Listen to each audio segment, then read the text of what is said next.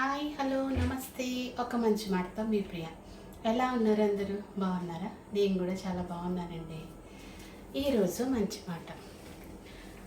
జీవితంలో 3 పర్సన్స్కి చాలా దూరంగా ఉండాలి.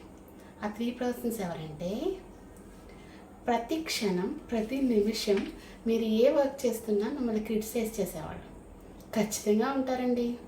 ఎస్, మీరు ఏ పని చేసినా మిమ్మల్ని క్రిటిసైజ్ చేస్తూ ఉండేవాడు. గమనించండి. ఎందుకు క్రిటిసైజ్ చేసేవాడిని, విమర్శించే వాళ్ళని మనం దూరంగా ఉంచుకోవాలంటే, వాళ్ళు మనం ఏం చేసినా మనలో తప్పులు మాత్రమే వెతుకుతారు. అసలు పాజిటివ్గా మన గురించి ఆలోచించరు. అలాంటి వాళ్ళకి మనము ఎప్పుడు దూరంగా ఉండాలి.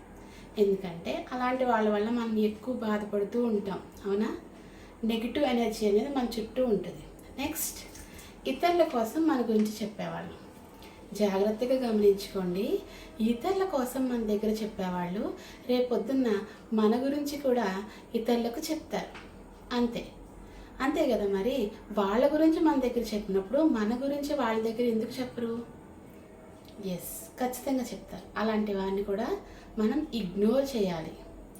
ఎస్, ఇంకా ఫైనల్గా 3rd పర్సన్ మీరు గమనిస్తే, ఎప్పుడు మన గోల్స్ని మన డ్రీమ్స్ని డౌన్ చేసేవాళ్ళు. ఇది చేస్తామంటే అబ్బే వద్దు, దానివల్ల ఏం యూజ్ ఉంటుంది, లేదు ఇలా అవుతామంటే అబ్బే అసలు అది ఏం పని అవ్వదు. అలా మన గోల్స్ని మన డ్రీమ్స్ని అన్నిటినీ కూడా వాళ్ళు మనల్ని డౌన్ చేస్తూ ఉంటారు.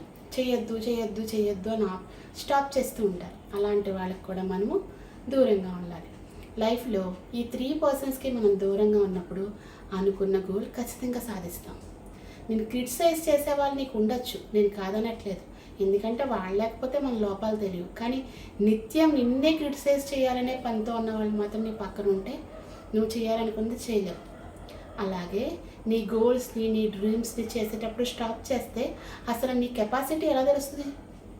ఇతరులకి నీ కెపాసిటీ తెలియాలంటే నీ గోల్ నీ అచీవ్మెంట్ సాధించినప్పుడే కదా. 3వ పర్సన్ కోసం మాట్లాడితే, నిన్ను బాగా ప్రైజ్ చేసి ఎదటవారిని నీ దగ్గర క్రిటిసైజ్ చేస్తూ తిడుతూ ఉన్నవాళ్ళు రేపొద్దున నీకు వాళ్ళకి విరోధం వచ్చినప్పుడు ఏం చేస్తారు? నిన్ను కూడా వాళ్ళ దగ్గర సేమ్ అలాగే ట్రీట్ చేస్తారు.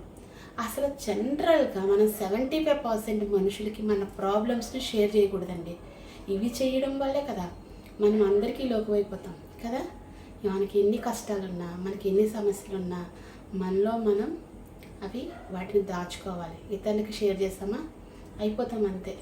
మనం వాళ్ళకి ఓపెన్ అప్ అయితే మనం అన్ని విషయాల్లోని వాళ్ళకి ఒబే అయి ఉండాలి.